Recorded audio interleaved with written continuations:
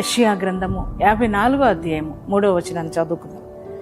కుడి వైపునకును ఎడమ వైపునకును నీవు వ్యాపించేదవు.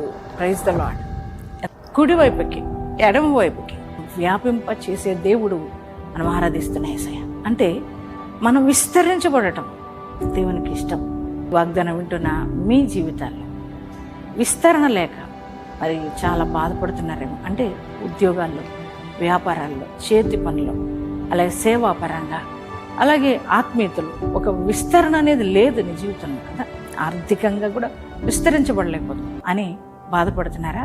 మీరు బాధపడద్దు, కృంగిపోవద్దు. నీ దేవుడు అంటున్నారు ఈ ఉదయకాలం, నువ్వు కుడికి ఎడమకి వ్యాపిస్తావని దేవుడు మాట్లాడుతున్నాడు. కుడికి ఎడమకి వ్యాపింపు చేస్తానంటాడు దేవుడు. మరి మీ హృదయంలోకి రిసీవ్ చేసుకోండి. ఈ వాగ్దానాన్ని ఎత్తిపట్టి ప్రార్థించండి. మరి ఎంతమంది ఈ వాగ్దానం రిసీవ్ చేసుకున్నారో ఈ వాగ్దానం మీ అందరి జీవితాల్లో నెరవేర్చబడను గాక.